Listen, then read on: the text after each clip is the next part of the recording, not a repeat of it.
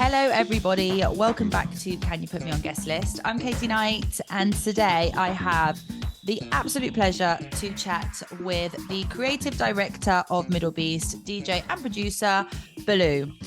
I was in Saudi last year for XP conference. I was moderating some panels there, and I was also hosting XP Air.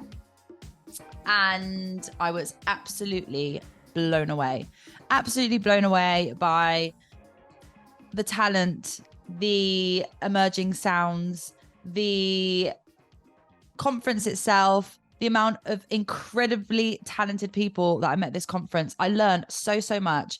And don't get me wrong, when I was invited to go and speak at XP, there were so many people that said to me, "Are you sure you want to go? I don't know. I've heard this, I've heard that." I was like, no, I want to go and experience this for myself. I want to see what it's like. And I'm so glad I did, because as I said before, I loved every moment of it. I was absolutely buzzing when I came back. And since then, I've moderated other panels, such as at ADE, on the rapid growth of the scene in the region, had people like Noria on the podcast, and just kind of being involved in various different initiatives. And I just find it so incredibly inspiring, interesting. I love everything about this music scene and everything that it comes with. So I'm so excited to have Baloo on the podcast today, because we talk about what the current scene is like right now, and how MDLBEAST, with XP Conference, with Soundstorm Festival, a festival that brings, I think, just the first edition alone, 450,000 people to the first edition of Soundstorm, which was only in 2019. How MDLBEAST are contributing to this growth, and all of the different artists that are coming out of the scene. It's just a really exciting time. So we talk all about what it's currently like, but I was also very interested in what the scene was like just a few years ago. I mean, private events went public only in 2019 with the establishment of the General Entertainment Authority. But Saudi Arabia's scene had been thriving for the last 2 decades, but just behind closed doors. So I was very curious to know what it was like growing your artistic career in that context, and how artists developed their sound and their skills without being able to perform publicly. So very interesting conversation. Baloo is just, as you'll hear in this conversation, just such a down-to-earth, full of energy, bright person. So an absolute pleasure to have him on the show. I learned so much from this conversation. And if you have not yet checked out XP or Soundstorm or any of the record labels that MDLBEAST have, then I really recommend you do so, because it's a whole new world out there. So I hope you enjoyed this conversation. This is Baloo here on Can You Put Me on Guest List?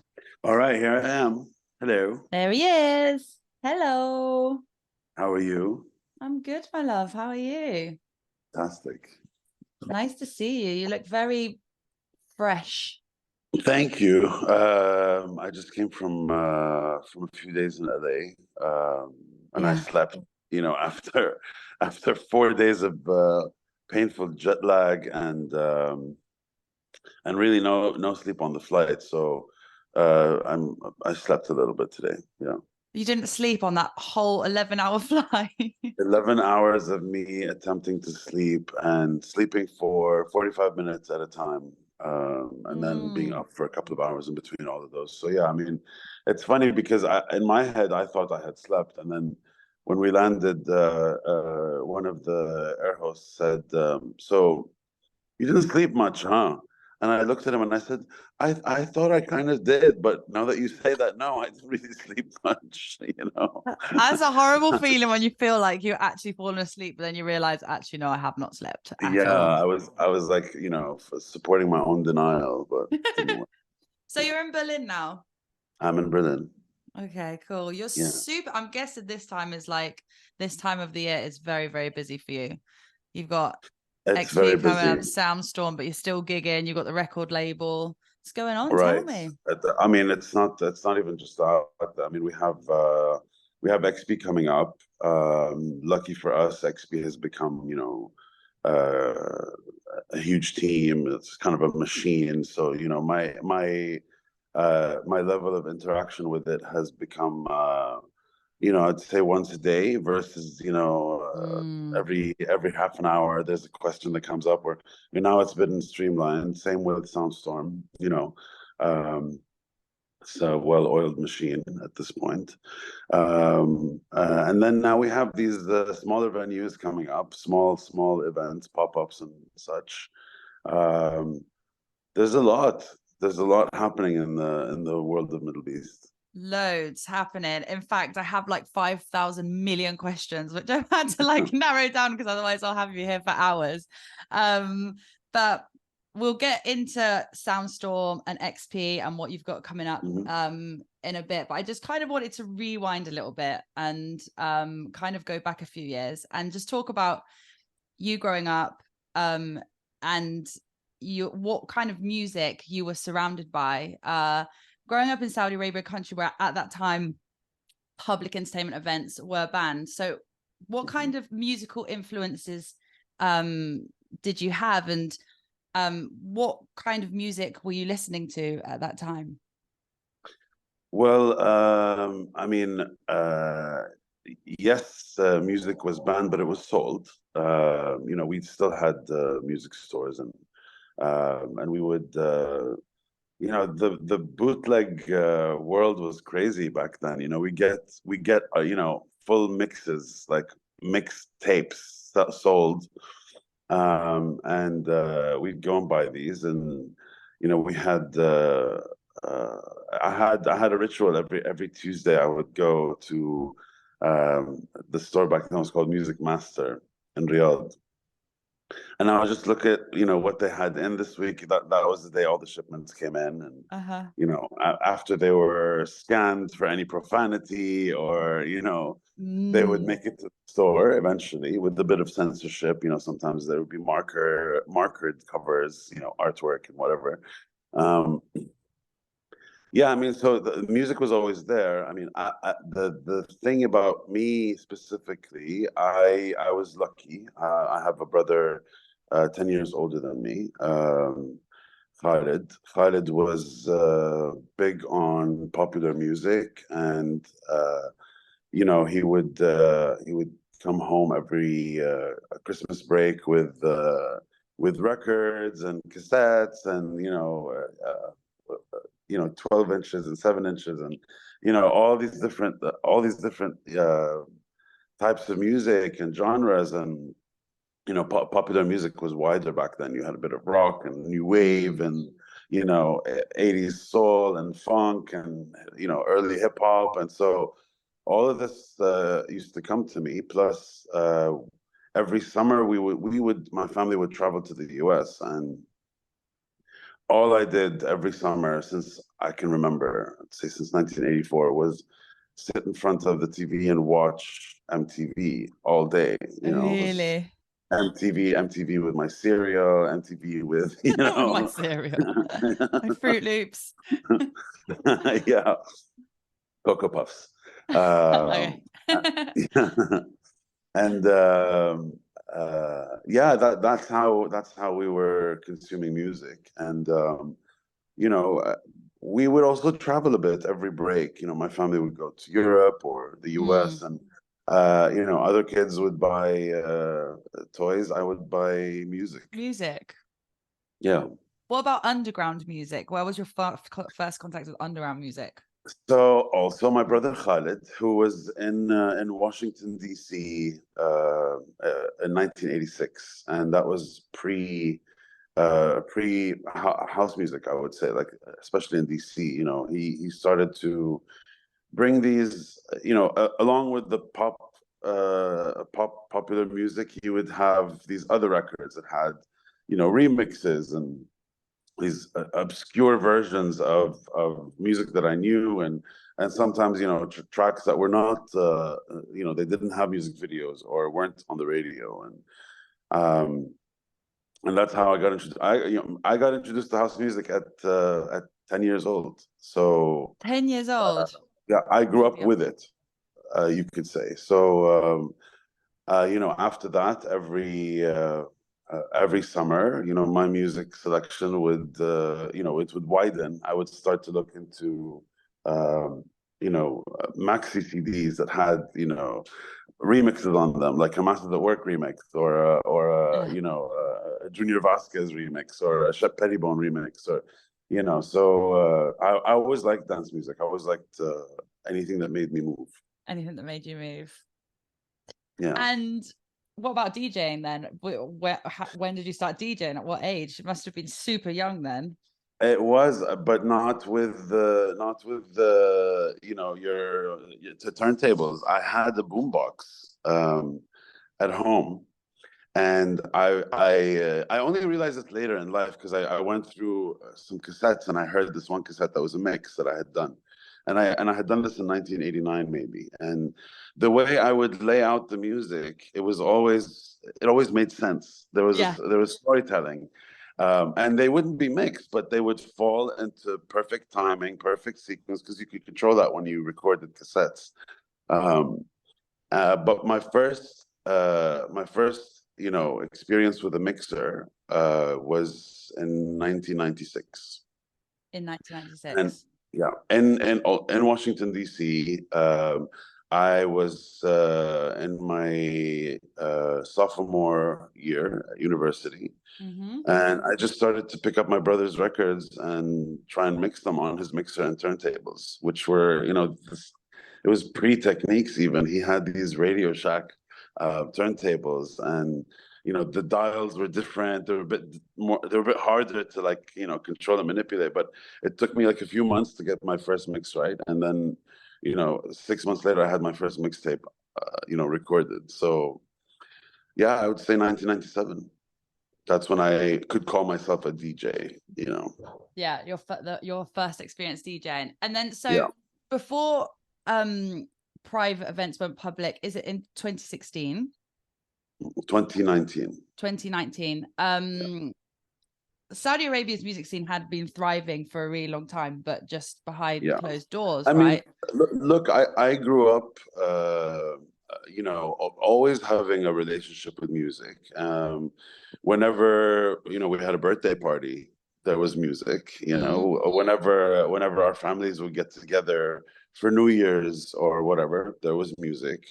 I remember since I was in high school, I would hear about, you know, parties that got shut down, or you know, and I always wanted to like attend these parties, and eventually, you know, I met the right people, and I started to hang out with them, and check out their parties. And I mean, I started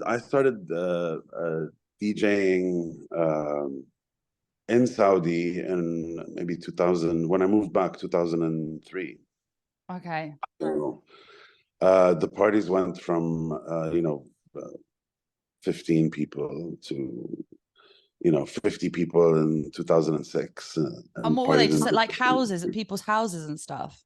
yeah, it was people's homes, you know, people's, you know, some families have compounds, you know, the you know, the Yeah. brothers, all the, you know, the whole family shares, you know, the compound, and they have like a pool house. Like, this was my friend Ibs, for example. He had a they had a pool house, and this is where we always threw our parties, and that's where I met most of my music community in Saudi, the pool house. And then a few friends of mine rented this apartment on a street called Shara al Khokh, which translates to Peach Street, like peach, the fruit.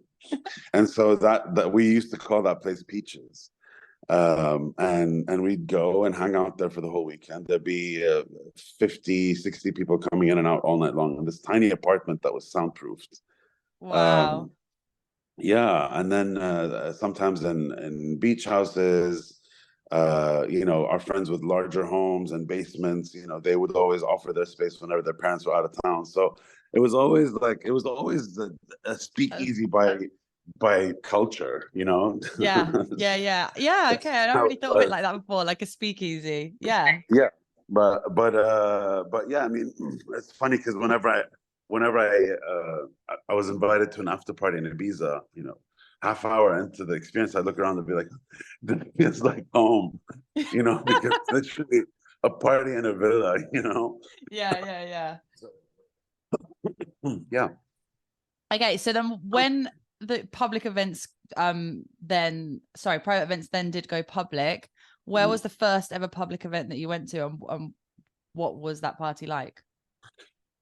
Wow. I mean, look, public events specific to music happened in 2019, but uh, I remember playing at store openings or gallery openings or fashion shows. I played the fashion show, for example, in the mid 2000s. So whenever uh, it's public, music was treated like a side dish. So Okay. you know, if it was a fashion show, it was a side dish. If there was a design conference, there's a bit of a music program, it was a side dish. It only became the main dish in 2019. It became a ticketed thing. You could go and buy a ticket and attend the party with music and whatnot. So that's something very fresh, but not that fresh considering, you know, the private party scene. So, you know, people were ready for it when it Yeah. happened. So Soundstorm happened super quick then. Like as soon as that could happen, it was all ready to go, I guess, because that I was the mean, first yeah, edition was 2019. 2019 December. I mean, I got the call to jump on the project in July of that year. So, yeah. What? So from July to December, that's how when Soundstorm was put together. A festival Yeah. that had like over 450,000 people and over 150 artists in that short period of time. Yeah, it was painful and brutal. But you know, I remember the last couple of weeks I would go on 90 minutes of sleep a night, if not less, you know. We were understaffed, you know, we were working 24 hours, we were terrified, you know, of what might happen, how people are gonna react, you know. But we did that. And then the Wow. doors opened, and you know, I remember looking around and thinking, "Oh no, we're not done. We have so much more to do." But you know, we were the only people that noticed that. Yeah, of course. You What know, we saw the gaps, but no one else did. Everyone else loved it. I can't believe that it was just that short period of time that you had to set that up. Was there a 6 weeks reason to why build. it was happening in the December? Had you always said that was going to be the I mean, yeah, that was our deadline. We okay? wanted it to be December, and you know how in the rest of the world, November, December is kind of like a low season. Everything Yeah, gets in Saudi. That's high season. That's when we party. You know, that's when the desert outings happen. That's when the weather's amazing and you can have outdoor stuff. So it's prime time for us to throw a festival. yeah. When Soundstorm was announced for the first time, how was it received by the country? A lot of people were calling us Fire Festival.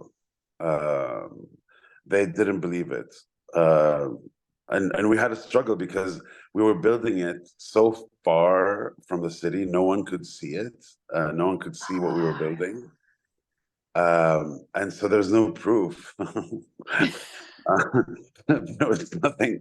So To a lot of people were show. like, yeah, right, whatever, please, you know, of course, yeah, right. You know, it was funny the way they reacted. So then we started to have interviews happen on the grounds. You know, just no, this is a real stage. There's a lot of zones here. You know, this is this zone, this is that zone. It was fun. It was fun, especially not being called Fire Festival and knowing that our festival is about to come up And it's gonna was be absolutely massive. yeah. You know, we were. More excited than put off by the reactions. Yeah.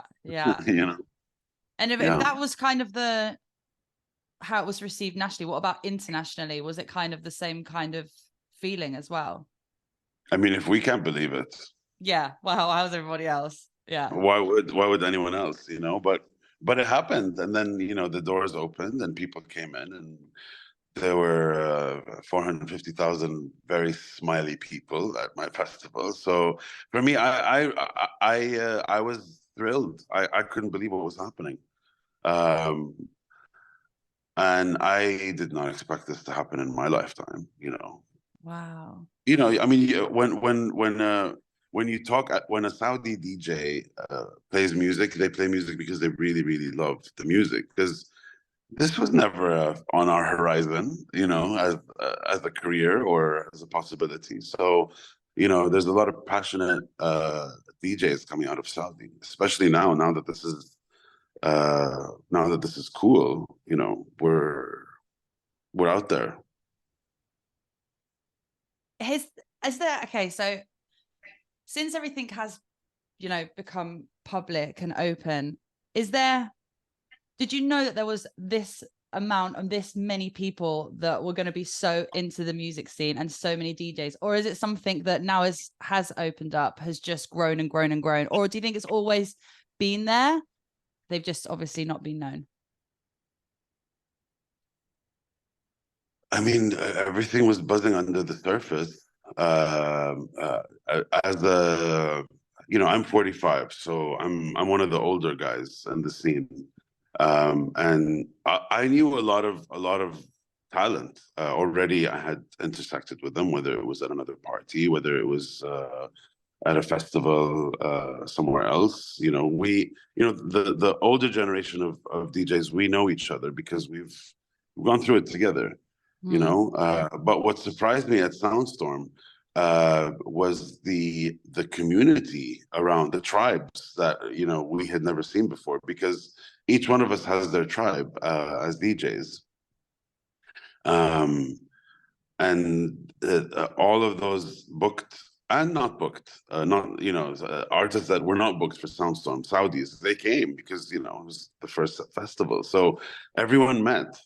The whole community went from these very small, paranoid silos to this one big mushroom community overnight. Yeah, really quickly. Yeah, very quickly. So we all met. We all found out that there's a big love for this vibe and music and energy and multi-genre, just like anywhere else. You've got your techno tribe, you've got your deep house tribe, your minimal tribe, the list goes on. It's fascinating to see all of this coming to the surface, And so MDLABEAST started off as the company behind Soundstorm, but then very rapidly grew into a much wider platform, which now includes MDLABEAST Records, online radio channel, XP, the music conference. Did that all happen? Now venues. And now venues. Did all of that happen? Did you ever think that this platform was going to grow that quickly, or were these going to be projects that were going to happen more with time? Actually, we had planned out a big portion of the picture that we're at right now. You know what I mean? Before Soundstorm, we knew that we were going to have an online radio. We knew that we were building a conference. We knew that we had to have record labels, because you're talking about a music desert, if you will. This is where we had the opportunity to build the music industry's infrastructure, and for us, this was the brand, this was the spearheading that we needed to do. So the festival was the big splash, the big band-aid ripped off of our social norms, right? And then that just paved the way for a lot, and obviously, just going back to like the sequence of events, we had Soundstorm and we were throwing MDLABEAST March 21st, 2020, but that's also the date where the whole world shut down. That's the date where the pandemic put everyone, you know, on their couch for a very long time, right? So we had time to get all of this stuff up and ready for later. We started to, you know, build everything strategically, and you know, as much as, and plus, think about that in the musician's context. You know, you're into music, but you don't see a future in it, and so suddenly this festival happens, and your dreams of maybe becoming a musician suddenly materialize, and then this pandemic happens. What do you end up doing? So I think for us, Soundstorm plus pandemic equals a lot of post-pandemic artists showing up. You know what I mean? Yeah, what a time. I didn't think of that. Exactly. Everyone just went into their learning space, and you know, they grew their talent, and they you know, they you know, helped their skills. You know, they fixed their skills good. They bought the machines, you know, and they brought it home, and they had more time on their hands. So, you know, it's almost like Kind of good timing in a good way. right? Right? Timing. It's like, this has happened. Now we're going to give you a couple of years to go and really work hard on it and then come back. Yep. Yeah. So it worked out for a lot of people. Yeah. Is this when you also did, was it Freakways? Freakways. Middle Beast Freakways, yeah. Middle Beast We Freakways. we first launched Middle Beast Frequencies, which is our online radio. And that was basically an open invitation to any artist who wanted to submit some music. We created a program around the clock, and it was just music, and you know, people were around for it because they were home. They're stuck at home, so Yeah. you know, a lot of people at least had a soundtrack of fresh music to listen to during this time. And from that, we developed this, you know, because everyone's grounded, none of us can travel, none of us can move. So we created this concept of an international music festival, and we took the concept of an airline. Middle Beast Frequencies was basically this fake airline that would take you to these spots around the world, and you get to see these DJs perform in these epic, you know, locations. And so that was the concept behind it. It was a fake airline when we couldn't travel. Ah. Yeah. Okay, so it was going all around the world, but it was also like, it was also showcasing places around Saudi, like different artists, right? Yes. I mean, the thought behind that was, you know, we have all of this tourism popping up right now, all this sector popping up, and we have all of these really beautiful destinations that even we haven't seen as Saudis. So you know, we thought two birds with one stone. Let's highlight these with a simple DJ set and a beautiful backdrop. Amazing. Yeah, and we filmed a few people, and not just you know, we filmed people in Al Ula, Dishtash were in Al Ula. You know, I played in this old village. You know, I had never seen or heard of until I drove up to it. You know.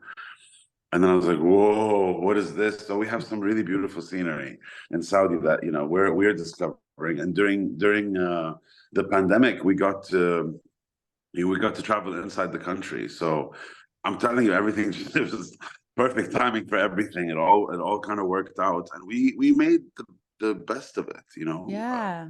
You know, we really did.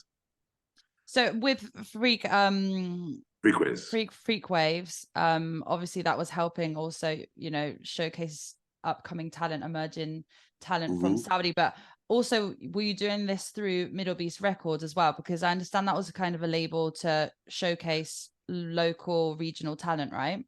Yep. I mean, Middle Beast Records is it has its sub labels as well. You know, we have a few labels underneath Middle Beast Records, including Gabu. Gabu is more caters to the deep house sound,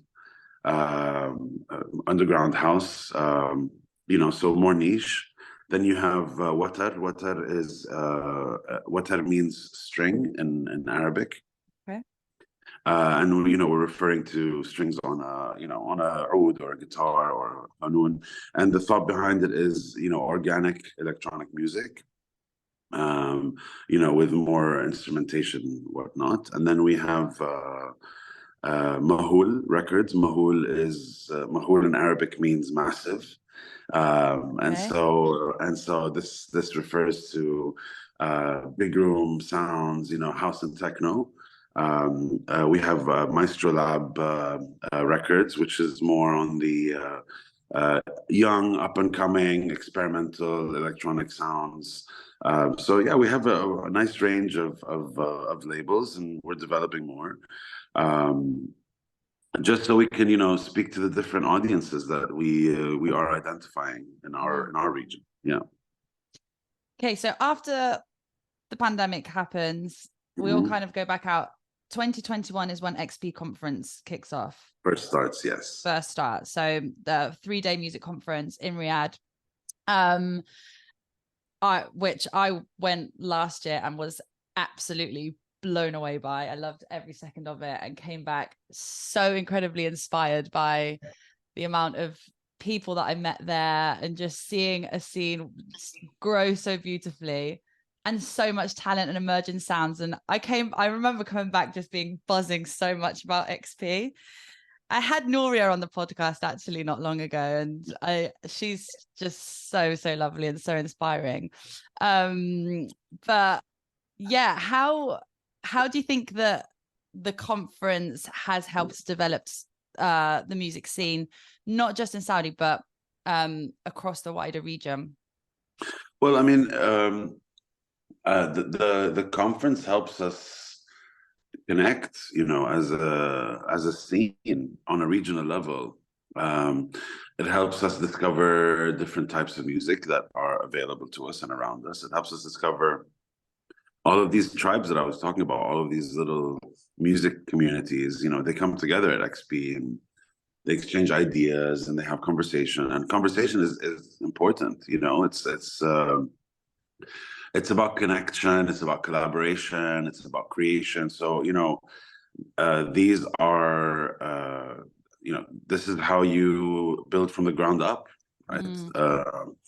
It's conversations. And, we invite musicians, we invite designers, entrepreneurs, music industry folks, just to talk about, what they do and what their role is in creating successful music stories,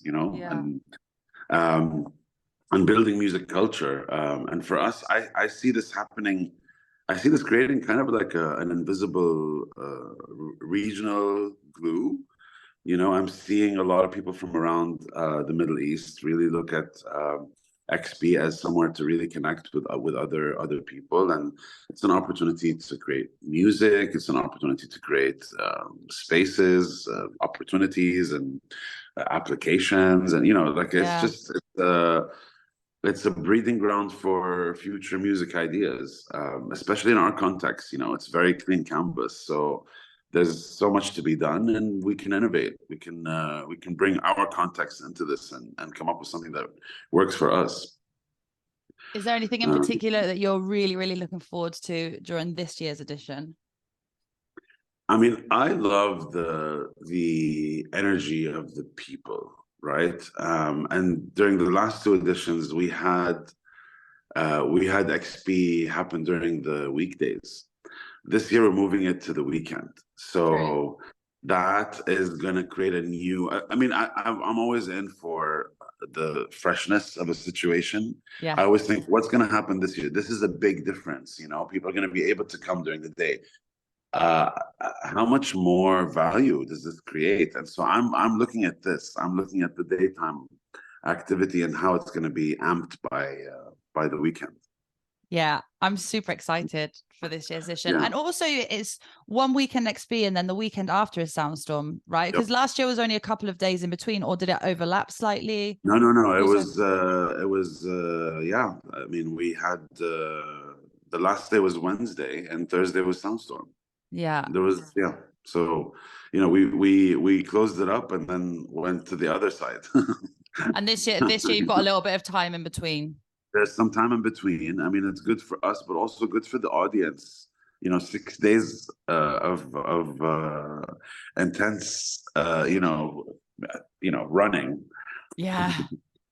Yeah. is a lot. So I'm hoping this year it's gonna, maybe introduce even a new audience. Maybe, there'll be a Soundstorm audience that's separate to the XP audience Yeah. and vice versa. So, for us, it's all learning. Every situation is an opportunity to learn. How many people are you expecting at Soundstorm this year? I don't know. Every year it's hundreds of thousands. So, I'm excited about the experience of those hundreds of thousands of people. That for me is more enticing than the numbers, right? I'm more excited to see how they react to the music, what kind of music they gravitate to.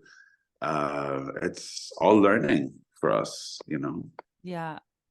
So me and you met last year at ADE. Yeah.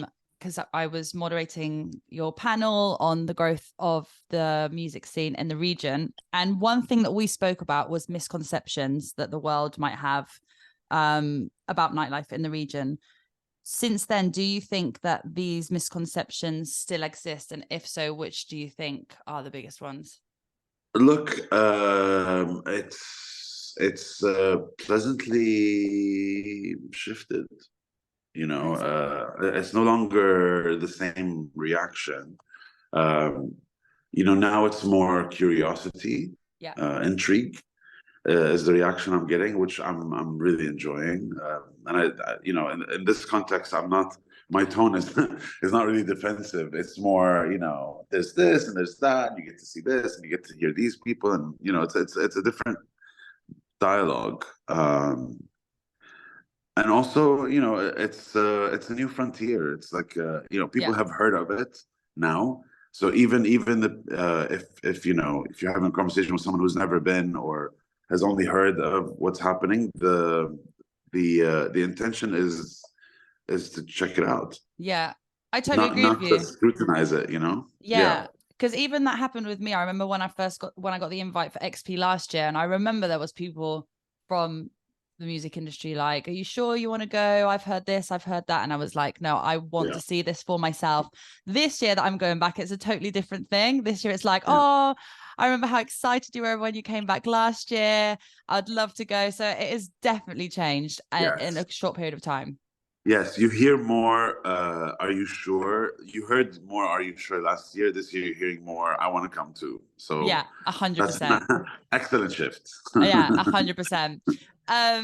So just to kind of wrap up a little bit, I just want to know, obviously you've got loads coming up, busy few months, but is there anything in particular that you're really, really looking forward to in terms of gigs, music, conferences? I know you've been going to a lot of conferences lately. Well, yeah. I mean, I love uh, you know people and music and this whole culture that comes with it. So for me, it's I'm just excited to see. Uh, All of it, really. I love the rinse and repeat factor of this year versus last year. Last year was all new. This year I get to do all of this again, and so I'm excited to run around Soundstorm this year. I'm excited to listen and discover and meet new people at XP. Um, and we're also throwing Balad in January. That's super exciting. But there is something special happening this year. We've already launched it. We've been launching smaller spaces, more intimate events. We have this event called Fog, which is a rooftop party. Mm. Fog literally means up Okay. in Arabic, but it's a really cool word in Arabic, and it means a lot of things in our language. It means something exciting, or something that you want to do. Like it has the same concept as up. Yeah. Yep. And so that's something I love. Another thing is this new concept we're opening in Al Ula called Kokab, which means planet. And Kokab is set up in this like valley between rock formations, and it's Wow. yeah, it's like an otherworldly experience. The thought behind it is that everyone that arrives at Al-Ula looks around and says, "Wow, I feel like I'm on another planet." So that was the inspiration. And then We have a few events happening in Jeddah. We have a new event called Moja, which means wave. And that's it translates, wave means wave as in water wave and also sound wave. And it means the same in Arabic. So we played with that pun and we called it Moja. Sounds like Mojo also. So it's easy to remember. That's happening this weekend. We're launching it this weekend in Jeddah. It's a beach party at night. Yeah, I mean, we're expanding into these smaller, intimate spaces. I love that stuff. I love discovering what people like and learning how to create better concepts in our future work. So yeah. Oh, you're super busy. busy, but busy. also I don't think I could be doing anything else. Then this is exactly what I want to be doing. So do you absolutely love what you do? I do. I mean, I worked in branding and advertising for 2 decades. And I had two worlds. I had my daytime world and I had my nighttime world. And right now, this job is literally those two worlds colliding every day. And so I don't know when my day begins and when it ends. To be honest, it's just an all day, all consuming role and purpose. And I'm very happy doing this, and I'm lucky because it's literally like, yes, it happened at this age, but also, yes, everything that I've been through in my life, every single step that I took in my journey was something that ended up being a toolbox in what I'm doing today. So yeah, can't complain. You always look so happy, and every time I see you, you're just one of those people that just, if I see you somewhere, I'm like, yes, you just bring so much like good energy wherever you go. Well, it takes one to know one. That's the same. That's the same for you, for sure. Thank you, my love. Thank you. Just to end, I have two questions. First of all, can you give us some upcoming Saudi artists to look out for, or we should have on our radar? Oof. Yes. I mean, look, I'm exposed. Wow, you're putting me on the spot here. I know. Sorry. Look, I like a lot of the Saudi artists, and I have a specific sound that I like. So my answer is definitely going to be biased to that sound, and that's my what's it called? Niche. Oh my God. No, it's a disclaimer. That's my disclaimer. That's your disclaimer. Okay. I mean, I love Soulscan. She's from Riyadh. Plays a very funky sound. I love Durar. She's also someone that I've always paid attention to with my ear whenever she's playing. There's the usual heroes, Vinyl Mo. There's Omar Fayyad from Egypt. There's who else? Void Kid, Varu, Majid, Gunnar, Mishal, the Boos. There's so many different artists that are, very unique in their sound, and they, and especially, for me, it's the old school guys, like the experts, or the people in my age group. There's Tariq and Tabian and Mars. They're I feel like they're artists that should be heard. They're wonderful and they have a very distinct point of view musically. But that applies to a lot of the Saudi artists. They pack a punch.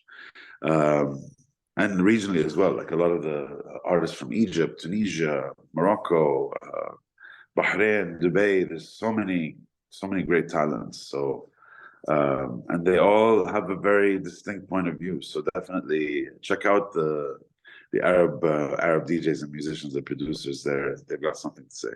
Yeah. That is actually one thing that I loved so much when I was there last year, that I made so many amazing friends while I was at XP, and they all took me to like different after parties and events. And like, it was really nice to be part of that local scene and see the amount of incredibly talented artists that were there. There's so much to discover. It's insane.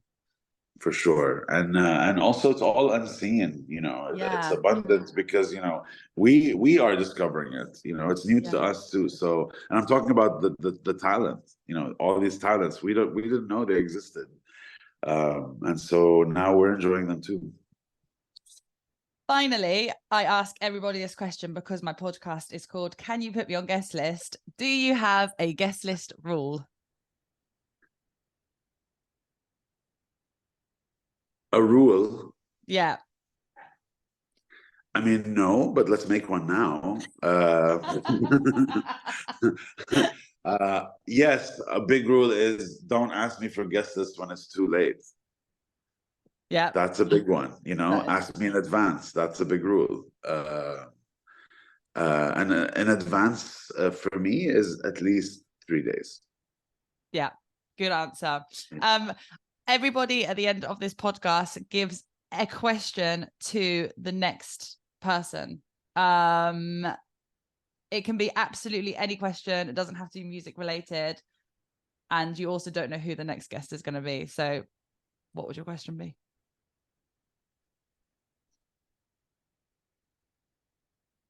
Oof.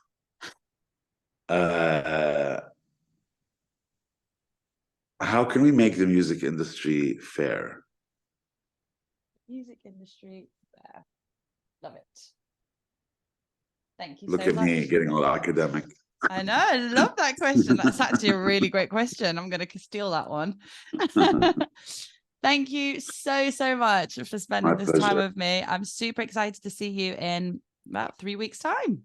Yep. Can't wait. Can't wait. Arrive safely, please. I will do. Thank you so much. Sending you all the love. Take care. Bye.